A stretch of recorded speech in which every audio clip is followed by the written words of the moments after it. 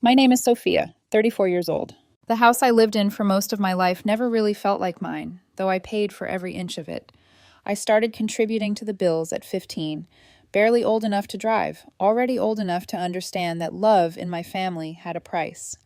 My first paycheck smelled like metal and oil, my hands still stained with solder from the electronics plant in suburban Georgia. I came home proud, ready to hand it over as proof I was growing up. But instead of pride, my mother just extended her hand and said, "You eat under our roof, you pay for it." No discussion, no warmth, just a transaction. From that day on, $900 went straight to my parents' rent every month. Hazel, my older sister, left for college that same year with a full suitcase and an even fuller ego. She was everything I wasn't: glamorous, articulate, ambitious. Mom worshipped her. Hazel's so successful now, working in a top firm downtown. She'd tell every neighbor within hearing distance, her voice swelling with pride. Then she'd glance at me and sigh. Not everyone's built for thinking. Sophia's practical. It was her way of reminding me I was useful, not special. When I turned 18, I begged to take night classes, bookkeeping, maybe some tech repair, anything that could move me beyond the factory floor. Dad didn't even look up from the TV. "What's the point? You'll still be stuck there." Eventually they agreed, but only if I kept paying rent and covered tuition myself. So I did. I worked days, studied nights, and lived on instant noodles. I slept 4 hours a night, praying that someday they'd say they were proud. They never did. Not when I was promoted, not when I earned my certification, not even when I saved enough for a condo deposit. Instead, Dad shrugged and said, "Inflation," and raised my rent to $1,200. Through all of it, the only person who ever really saw me was Caleb. We met on the factory floor. He fixed systems, trained new hires, and didn't talk much until the day my workstation overheated and I nearly burned a circuit board. He stepped in quietly, adjusted a wire, and smiled. "You're better than the tools they give you." I laughed for the first time in months. He was calm, genuine, patient, in a way I hadn't known people could be. It wasn't until later I learned he was the owner's son. He kept that secret because he wanted to earn everything himself. I admired that. Maybe that's why I fell in love with him. We built something small but real. On weekends, we fixed old computers and sold them online. Every bit of extra income went into a savings account, our silent dream fund. For a while, I thought I could finally leave that house. Then Dad had a stroke. One Sunday night, he collapsed in the hallway, and everything I'd built for freedom turned into debt again. No insurance, no savings, just hospital bills and Mom's rage. She didn't cry, she screamed. At the doctors, at the cost, at me. "You'll need to pick up more shifts," she said flatly when we got home. So, I did. I canceled the condo deposit, said goodbye to freedom, and stayed. Caleb offered to move me into his apartment to help, but I couldn't do it. The guilt was too heavy. I imagined Mom saying that I'd abandoned them, that I was selfish, and I knew I'd believe her. They already disliked Caleb. Mom dismissed him the moment she learned he worked in production. "That boy's not going anywhere," she'd scoffed. She had no idea he was heir to the company. I kept that secret too. I paid for everything. Dad's medications, home modifications, even a stair lift. I installed railings, built ramps, learned to cook low-sodium meals. Mom never said thank you. She'd just look at me and mutter, "If you'd been a son, we'd be in a real house by now." I used to flinch. Eventually, I stopped. When Caleb and I got married, we did it quietly, just us, a park, and a cake. We brought it home, thinking maybe we could still celebrate with my parents. Mom took one look and said, "A photo shoot? No reception? Hazel's wedding had a live band." Hazel arrived just in time to laugh.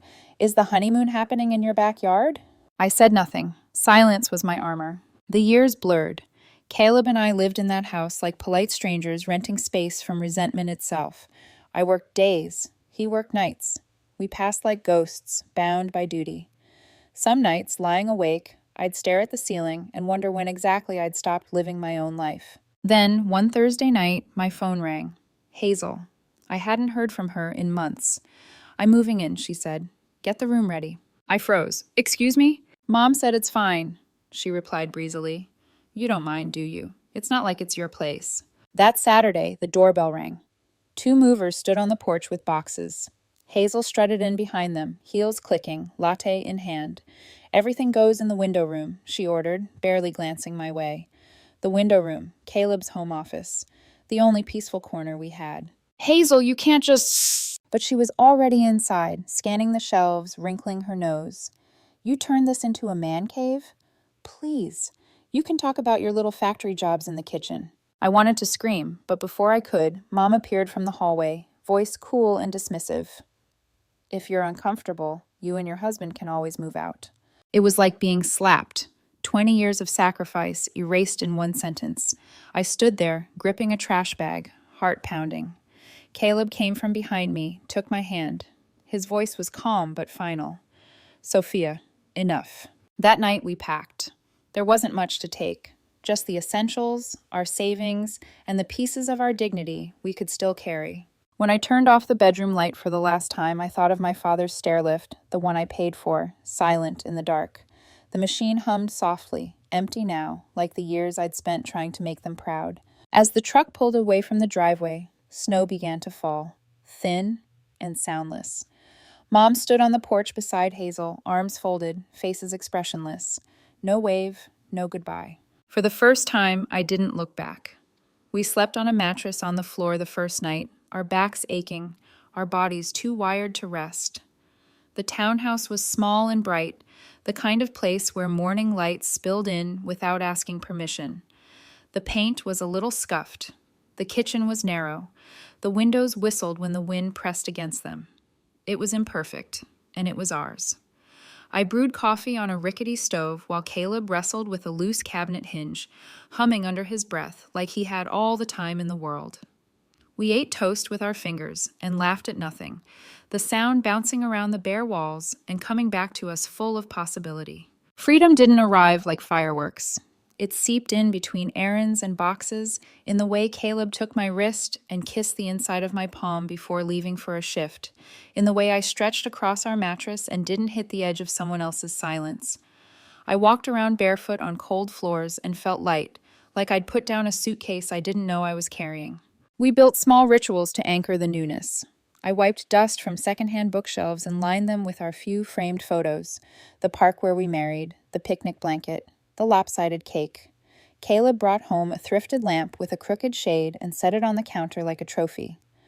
On weekends, we opened the windows and aired the place out, and I caught myself humming in the middle of folding towels. The sound startled me. I didn't recognize the woman who hummed. Guilt tried to follow, of course. It sat at the foot of the bed in the morning like a cat, blinking, waiting to be fed.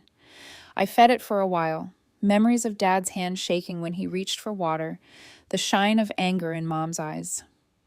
When a bill arrived, Hazel's voice pitched to win any room. Then one night, after a late shift, I set the guilt down next to the coffee maker, looked at Caleb, and said, "We did the right thing." He nodded like he'd been waiting for me to catch up. 3 months passed. We learned the town's shortcuts and the time of day when traffic lights turned in our favor. I stacked envelopes in a tidy row, utilities, insurance, internet, all with our names on them. It felt like proof I existed. I kept expecting Mom to call, just to hear what my voice sounded like when it wasn't clenched. She didn't. The first flurry of texts arrived on a Tuesday morning like a sudden storm. I had just measured coffee grounds when my phone began to vibrate, buzzing across the counter. Hazel. Voicemail. Hazel. Missed call. Hazel again. The screen filled with her name until I had to pick up or go mad. "What did you do?" she blurted when I answered. No greeting. "Why did I get a bill for $2,100? There's an invoice for the contractor. There's something about the stair lift. There are taxes. Why is this coming to me?" I took a slow breath, because I stopped paying them. Silence. Then a laugh sharpened to a blade. "Don't play dumb, Sophia. You've always handled all that. Just do it." "No," I said. My voice surprised us both. I was paying, then I stopped. "You can't," she snapped. "Mom says you're being vindictive. Dad says you're ungrateful. This is your home."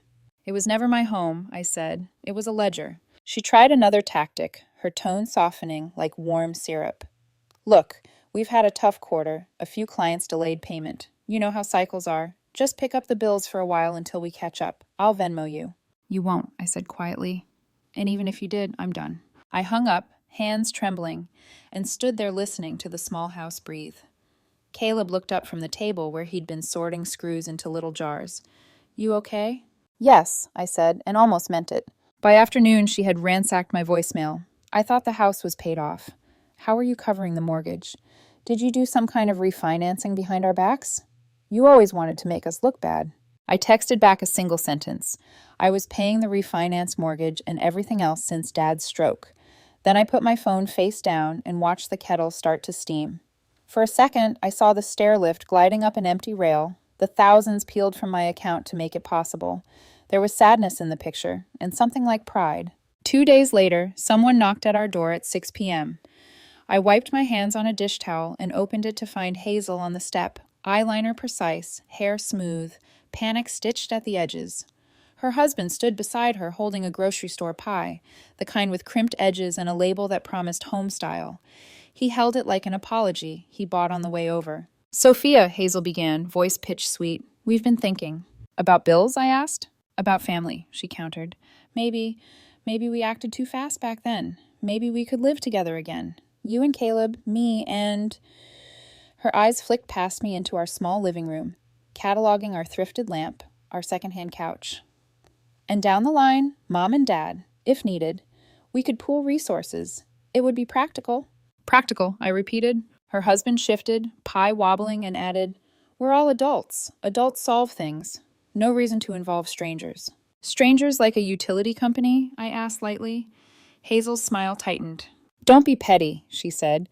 "This is about doing the right thing." Behind me, Caleb stepped into the hallway, one hand tucked in his pocket, the other holding a small black and white photo. The room tilted. He didn't say anything. He just showed me the image, and everything dropped into an impossible glowing focus. The ultrasound, the small curve of a world about to begin. My throat closed. Hazel saw my face change and pounced. "If not for us, then for Mom and Dad," she pressed. "They can't handle this. You wouldn't let them lose the house." "Where were you?" I asked. "When handling it meant bathing Dad. When handling it meant sleepless nights and invoices and installing ramps with YouTube as my foreman. Where were you when bills arrived on my birthday?" "You're being dramatic," she snapped. "We're family." "Family is not a payment plan," I said. For a moment, she looked genuinely lost, like she'd stepped onto a stage and forgotten her lines. The pie tilted, and her husband steadied it, eyes on his shoes. The hallway smelled like cinnamon and winter air. I thought about taking the pie, about setting it on our counter and cutting it into 2 neat pieces, just to have something to do with my hands. Instead, I took the ultrasound from Caleb and held it where Hazel could see. "We're starting our family," I said softly, "and we will not begin by going back." My sister blinked hard. "Fine," she said, the word falling like broken glass. "Do what you want, but when they lose the house, that's on you." "No," I said, "it will be on the math." I didn't invite them in. I closed the door and slid the chain across. The lock clicked with a sound that felt like a heartbeat finally finding its rhythm. Caleb leaned his forehead against mine and exhaled. We stood that way until the kettle screamed. The next week was quiet in the way of fresh snow, soft, deceptively deep. I went to work, came home, put my hand on my belly like I could shape the future through sheer tenderness. At night, I dreamed our child laughing in a sunlit room that didn't smell like anger. I dreamed I woke without bracing. On Friday, I pulled an armful of envelopes from the mailbox and stood in the thin winter sun to sort them. Electric, water, junk, a flyer for a yoga studio that promised renewal. At the bottom was a thick envelope with no return address. The paper was heavier than the rest, serious. I opened it with my thumbnail while the cold bit through my sleeves. A summons slid into my palm like a cold coin. I read the first page, then the second, leaning on our little fence while the neighbor's dog barked 2 houses down. The words arranged themselves into a story only Hazel could tell with a straight face. That because I had voluntarily supported the household for so many years, mortgage, maintenance, repairs, I was obligated to continue. That my generosity had become an informal contract. That my refusal constituted harm. My heart didn't race. It slowed. A strange calm settled over me, as if my body had finally acknowledged a truth my mind had been circling. They weren't going to stop until something bigger than guilt told them to. Inside, Caleb was kneeling in the living room, tightening the leg on our thrifted coffee table. He looked up, eyes questioning. I set the papers on the table between us. He skimmed the first page and then the second, jaw flexing, but he didn't curse or slam his fist or posture. He reached for my hand instead. "We'll answer it," he said, "properly." I nodded. The kettle clicked off in the kitchen with a neat little sigh. Outside, a car door thumped. Footsteps crunched along the sidewalk, and life continued in small, unremarkable ways. I thought of the years I had swallowed words and called it peace, of the stairlift humming a lullaby to no one, of Hazel's heels on the old hallway floor, announcing a conquest that had never been hers. I looked at the summons again and felt the cold edge of it, the clean, impersonal logic. It wasn't rage that came. It was something colder and freer, because this time there would be no pleading in kitchens or explanations on porches or bargains struck in rooms that never belonged to me. This time we would walk into a place where facts weighed more than history, where a judge would draw a line my family had erased 1,000 times. I poured hot water over tea leaves and watched the steam rise. "Okay," I whispered, more to myself than to him. "Let's finish this." The courthouse smelled faintly of coffee and floor polish, a mix of bureaucracy and nerves. Caleb and I sat side by side on a wooden bench, his hand resting over mine, steady and sure. I had dressed simply, black slacks, white blouse, nothing loud. Hazel, across the aisle, looked like she was headed to a photo shoot. Her navy blazer was sharp, her hair pinned into a perfect twist. She smiled at her reflection in her phone before glancing toward me, her expression slipping into something between pity and performance. It wasn't just a hearing, it was theater. The clerk called our names. My stomach didn't drop. It settled. We walked to the front, and for the first time in years, I felt like I was stepping onto level ground. Hazel's lawyer, young, slick, and overconfident, began with the kind of tone that filled empty rooms. "Your Honor, my clients, Mrs. Hazel Benton and Mr. Benton, have suffered an undue burden due to the abrupt withdrawal of financial support from the defendant, Ms. Sophia." Defendant, I almost smiled at the word. He continued, "For over 2 decades, Ms. Sophia paid her parents' mortgage, utilities, maintenance, and medical expenses voluntarily and without complaint. Her actions established a clear precedent, a pattern of familial responsibility that now binds her to continued support." He turned slightly, gesturing toward Hazel, who dabbed her eyes with a tissue, whispering something to her husband for effect. I could hear the scratching of the judge's pen. She was a woman in her 50s, with sharp eyes, and a face that had seen too much of this world's absurdities. "So," she said after a pause, "you're asking the court to force a woman to keep giving you money because she used to?" The lawyer blinked, but recovered quickly. "Respectfully, Your Honor, we're asking the court to acknowledge a long-standing oral agreement within the family that implied a financial duty." "Implied?" the judge repeated dryly. "I see." My lawyer, Joe, a calm, gray-haired man, with the quiet gravitas of someone who didn't need volume to be heard, rose from his seat. "Your Honor, we submit Exhibits A through F." His voice was even, deliberate. He handed over a neat folder. "Exhibit A," he began, 20 years of rent and utility payments, all documented with bank statements. Exhibit B, receipts for home improvements and medical modifications, all paid from my client's personal account. Exhibit C, a notarized letter from the contractor confirming that Ms. Sophia funded every project. Exhibit D, a canceled check to the mortgage company, signed by my client, verifying she paid off her parents' refinancing debt. Exhibit E, Joe glanced at Hazel, a faint smile curving at the corner of his mouth. A recording taken from a home security camera on the day my client moved out. He pressed play on his phone. Hazel's voice filled the room, crisp and unmistakable. "Cancel your rent payments already, Sophia. I don't need your handouts." The judge looked up slowly. "That's you, Ms. Benton?" Hazel hesitated. "That was taken out of context." "I'm sure it was," the judge said dryly. "Lastly," Joe continued, Exhibit F, a written acknowledgement signed by my client's parents 6 years ago, stating her financial contributions were voluntary, not a condition of tenancy or obligation. He stepped back.